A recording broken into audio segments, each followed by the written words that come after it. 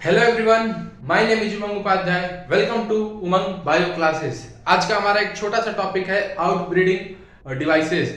Outbreeding devices का मतलब क्या होता है कि जैसे हम लंबे टाइम तक अगर सेल्फ पॉलिनेशन कराएं, सेल्फ रिप्रोडक्शन कराएं किसी भी प्लांट्स में, तो उसमें कुछ टाइम के बाद उसमें इनब्रीडिंग डिप्रेशन आ जाता है। इनब्रीडिंग डिप्रेशन क्या होता है कि वो सेल्फ इनकेपेबल हो जाता है for reproduction, for self reproduction.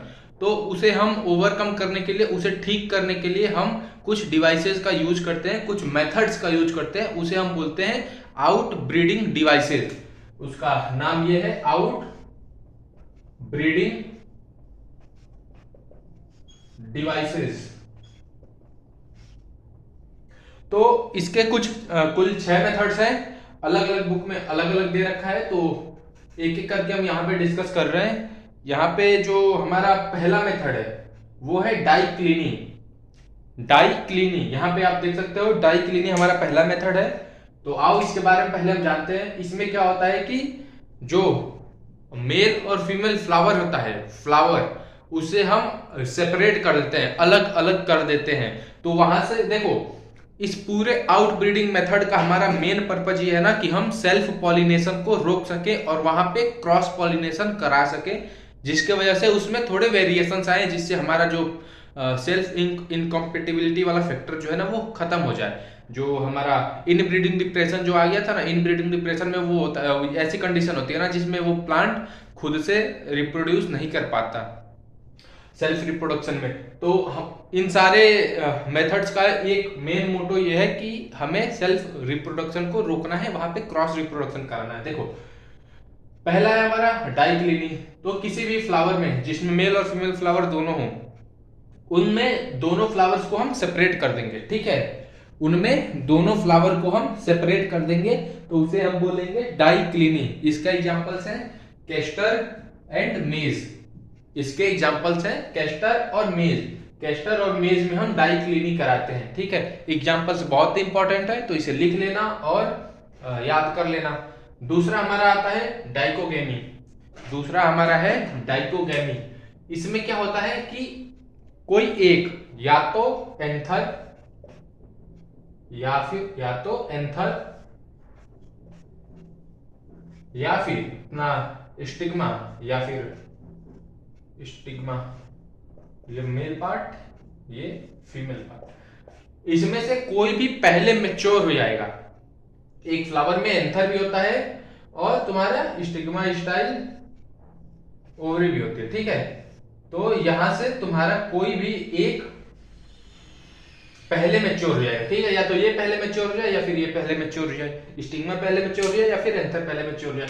तो वहां से क्या होगा, दो कंडीशंस बनेंगी। पॉली एंड्रस, जिसमें एंड्रोसियम पहले मैच्योर होगा, उसे हम बोलेंगे पॉली एंड्रस। और तुम्हारा दूसरा हो जाएगा पॉलीगाइनस, जिसमें पहले गाइनोसियम मैच्योर होगा। ठीक है, तो ये हमारा पॉलीएंड्रस का एग्जांपल हो गया सेल्विया, सनफ्लावर और कॉटन।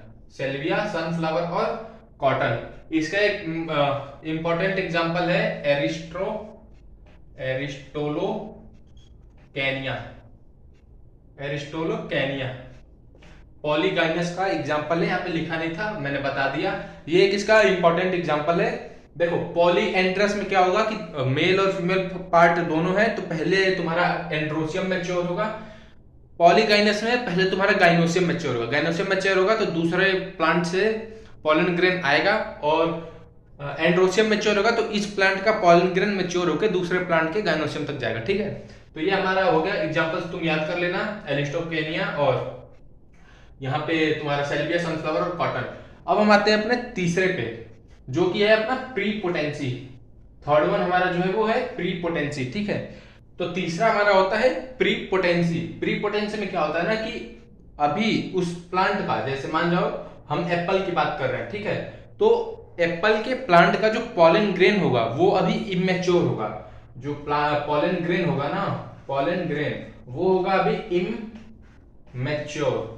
तो इसमें कैसी कंडीशन आएगी, इसमें ये होगा कि वो दूसरे प्लांट से उसका पॉलन ग्रेन आ जाएगा। ठीक है, देखो हमारा जो नेक्स्ट है मेथड उसे हम बोलते हैं प्रीपोटेंसी। इसमें क्या होता है कि हमारा जो, जैसे एप्पल का वो ले लो तुम, क्या बोलते हैं कि एग्जाम्पल, तो इसमें क्या होगा ना, जो पॉलन ग्रेन है वो तुम्हारा इमेच्योर होगा पेरेंट प्लांट का, ठीक है, जो मेन प्लांट है। तो इसमें पॉलन ग्रेन दूसरे कहीं किसी प्लांट से आएगा, ठीक है, समझे, इसमें पॉलन ग्रेन किसी दूसरे प्लांट से आएगा। अब हमारा नेक्स्ट, तो इसके एग्जांपल्स हो गए एप्पल और ग्रेप्स, सेब और अंगूर। तो ये तुम याद रख लेना, प्री पोटेंसी में क्या होता है कि पॉलन ग्रेन्स जो होते हैं वो इमेच्योर होते हैं इनिशियली, बट बाद में दूसरे प्लांट का पॉलन ग्रेन आता है और उसे पूरा जर्मिनेट करता है और फर्दर पॉलिनेशन का प्रोसेस कंप्लीट होता है। नेक्स्ट हम आते हैं सेल्फ इनकॉम्पेटिबिलिटी पे। सेल्फ इनकॉम्पेटिबिलिटी का मतलब क्या होता है, जैसे देखो इसे मैं अच्छे से बता रहा हूँ। सेल्फ इनकॉम्पेटिबिलिटी का मतलब क्या होगा, देखो जैसे मान लो ये तुम्हारा एंथर है, यहाँ पे दो एंथर है, ये थैलेमस वाला पार्ट हुआ, यहाँ से दो एंथर, यहाँ पे तुम्हारी है ओवरी, ठीक है, ये रहा तुम्हारा स्टाइल, ये रहा तुम्हारा स्टिग्मा, ये हो गया स्टाइल, ये हो गई तुम्हारी ओवरी, ठीक है। तो क्या होगा कि इसका मान लो कि चलो जेनेटिक कॉम्बिनेशन S1 और S2 है। यहाँ पे S1 S2 तुम सोच रहे हो कि बार बार ये S1 S2 क्या होता है, तो S1 S2 ना, देखो मैं बता रहा हूँ तुम्हें। S1 का मतलब होता है स्पोरोफाइट, S1 का मतलब होता है गैमेटोफाइट, ले लो स्पोरोफाइट ले लो, गैमेटोफाइट। ये तुम्हें ज्यादा डिटेल में नहीं पढ़ना है, बस मैं तुम्हें नॉलेज के लिए बता दे रहा हूँ। S2 का होता है स्पोरोफाइट, स्पोरोफाइट जेनेटिक कॉम्बिनेशन। और तो देखो अपना यहाँ पे हो गया S1 gametophyte, S2 genetic sporophyte. तो इसमें क्या होगा ना, जैसे मान लो इसका है S1 S2, इसका जेनेटिक कॉम्बिनेशन है S1 S2। तो जो पॉलन ग्रेन आया, यहाँ पे जो पॉलन ग्रेन आएगा ना, यहाँ पे एक तो आएंगे नहीं पॉलन ग्रेन, ढेर सारे आएंगे। तो इनका जैसे मान लो तुम कि इसका जेनेटिक कॉम्बिनेशन है S1 S2, इसका है S1 S3, इसका है S1 S3 S4।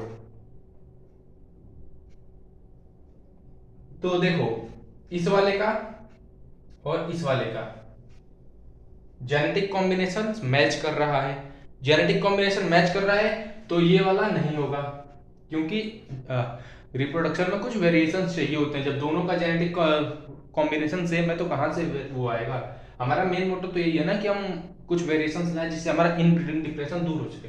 देखो हमारा इन सेंस प्लांट्स का देखो, तो इस वाले में देखो, तो इस वाले में गैमेटोफिटिक वाला मैच कर रहा है, देख रहे हो, इस वाले में गैमेटोफिटिक वाला कॉम्बिनेशन मैच कर रहा है, तो ये भी नहीं होगा। यहाँ पे देखो तो इसका है S3 S4, S3 S4, ठीक है। इन दोनों में हो जाएगा फर्टिलाइजेशन, समझ रहे हो, यहाँ पे पॉलिनेशन कंप्लीट होगा और यहाँ पे फर्टिलाइजेशन वाला प्रोसेस अपना कंप्लीट हो जाएगा। नेक्स्ट हम बात करते हैं अपना, इसके एग्जांपल्स तुम याद कर लेना, टोबैको, पोटैटो, मेज। इसमें हम सेल्फ इनकॉम्पेटिबिलिटी देखते हैं, टोबैको, पोटैटो और मेज। तो मेज यानी मक्का और टोबैको तंबाकू होता है, उसे खाना नहीं चाहिए, यूज नहीं करना चाहिए, डेंजरस फॉर हेल्थ। पोटैटो तुम्हें पता ही है, आलू। देखो ये हमारा हो गया फोर्थ वन, यहां तक हमने कर लिया। अब आते हैं हेटेरोस्टाइली पे। हेटेरोस्टाइली का मतलब देखो कैसे, यहाँ पे स्टिग्मा हो गया, यहाँ पे स्टाइल हो गया, यहाँ पे स्टिग्मा, यहाँ पे स्टाइल और यहाँ पे ओवरी, ये हो गया। अब यहाँ पे तुम्हारा एंथर है, जैसे मान लो ये तुम्हारा थैलेमस वाला पार्ट हो गया। तो यहाँ पे कुछ कंडीशंस बन रही है, मैं उसे बना रहा हूं बस, ठीक है। तुम समझने के लिए बस इतना समझना, ये जो ये एंथर है, ये जो है वो एंथर है, बाइलोब्ड एंथर होता है, टेट्राथेकस होता है, ठीक है। तो ये मान लो तुम कि ये तुम्हारा ओवरी हो गया, ये तुम्हारा स्टिग्मा हो गया, ये तुम्हारा स्टाइल हो गया, ठीक है। तो यहां पे देखो एंथर यहां पे बड़ा है, स्टाइल यहां पे छोटा है, तो इसका जो पॉलन ग्रेन होगा इसके स्टिग्मा पे जाने के बजाय देयर इज चांस कि इसका जो पॉलन ग्रेन होगा वो यहाँ पे न जा करके कहीं बाहर चला जाए, ठीक है। तो यहाँ पे हेटेरोस्टाइली के कंडीशन में ये होता है ना कि जैसे इसका पॉलन ग्रेन इसके स्टिग्मा तक नहीं आ पाता, इसका पॉलन ग्रेन इसके स्टिग्मा तक नहीं पहुंच पाता due to difference in the length of style. और इसका तो छोटा है, ये यहाँ पे स्टाइल बड़ा हो गया, तो ऑब्वियस सी बात है इसका तो पहुंचेगा ही नहीं, ठीक है। तो हेटेरोस्टाइली में प्रिमुला और जैस्मीन, प्रिमुला और जैस्मीन, प्रिमुला और जैस्मीन, ये इसके दो एग्जांपल्स हैं, इसे तुम्हें याद करना है। और इसमें मैं कुछ कर नहीं सकता, मतलब कैसे याद कराऊं यार, बैठ के रखता रहूं तो तुम्हें तो याद ही करना है ना एट द एंड। तो समझने को तुमने समझ लिया कि हेटेरोस्टाइली क्या होता है, अब एग्जांपल से याद कर लेना, इससे ज्यादा इस पे क्वेश्चन नहीं आता है। तो आओ अब अपने लास्ट वाले पे हम बात करते हैं, जो कि है हरकोगैमी। हरकोगैमी का मतलब होता है ना कि मेल और फीमेल पार्ट्स को हम किसी फिजिकल बैरियर से उसको अलग करते हैं। देखो फिर से वही वाला डायग्राम, स्टिग्मा, स्टाइल, ये अपनी होगी ओवरी, यहाँ पे हो गया एंथर। अच्छा एक चीज तुम्हें लग रहा होगा कि ऐसे होता है क्या, मैं बस डायग्राम समझाने के लिए बना रहा हूँ। ये हो गया एंथर, ये अपना फिलामेंट, ये स्टिग्मा, ये स्टाइल, ये अपनी ओवरी, ठीक है। और यहाँ पे बीच में होता है कनेक्टिव, ये मैंने जब पढ़ा रहा था मैं स्ट्रक्चर ऑफ मेगा स्पोरेंजियम, तो मैंने बताया था इसको पूरा अच्छे से डिटेल में बताया था, microsporangium sorry, structure of microsporangium में। देखो यहाँ पे हमारा ये हो गया, यहाँ तक हो गया। हरकोगैमी पे आते हैं हम, फिजिकल बैरियर। तो हम क्या करते हैं ना, ये एंथर और स्टिग्मा के बीच में कुछ फिजिकल बैरियर्स लगा देते हैं, यहाँ पे ना कुछ फिजिकल बैरियर्स लगा देते हैं, जिससे क्या होता है इसका पॉलन ग्रेन इसके स्टिग्मा तक ना आ पाए, इसका पॉलन ग्रेन इसके स्टिग्मा तक ना आ पाए। तो उस फिजिकल बैरियर के कारण उसे हम बोलते हैं हरकोगैमी। ये किस में देखने मिलता है, ऑर्किड में देखने मिलता है, कैलोट्रोपिस में देखने मिलता है और जियोक्साइन में देखने मिलता है, ठीक है। इसके एग्जांपल्स तुम्हें याद ही करने पड़ेंगे क्योंकि इस पे क्वेश्चंस आते हैं। एप्पल पे क्वेश्चन आ चुका है एक बार, मेज पे क्वेश्चन आ चुका है, इसमें से एरिस्टोलोकेनिया पे आ चुका है एक बार। और देखो यहाँ पे तुम एक चीज देख रहे हो कि मेज यहाँ पे भी है, मेज यहाँ पे भी है, मक्का, तो दोनों में होता है। अब तुम्हें ये देखना है कि वो पूछ कैसे रहा है, सेल्फ इनकम्पेटिबिलिटी देके पूछ रहा है या फिर दोनों को सेपरेशन के बेस पे पूछ रहा है, ठीक है। तो उस हिसाब से तुम आंसर देना। अरे ये पूछेगा ना कि डाइक्लिनिक किस में देखने मिलता है, कैस्टर मेज, अलग अलग ऑप्शंस का वो बनाएगा वेरिएशंस, ठीक है, कॉम्बिनेशंस बनाएगा, ठीक है। तो तुम ऐसे इसका आंसर दे सकते हो। होप करता हूँ ये तुम्हें लेक्चर समझ आया होगा, समझ आया तो लाइक कमेंट शेयर सब्सक्राइब कर दो। मिलते हैं नेक्स्ट क्लास में, तब तक के लिए टेक केयर, सी यू।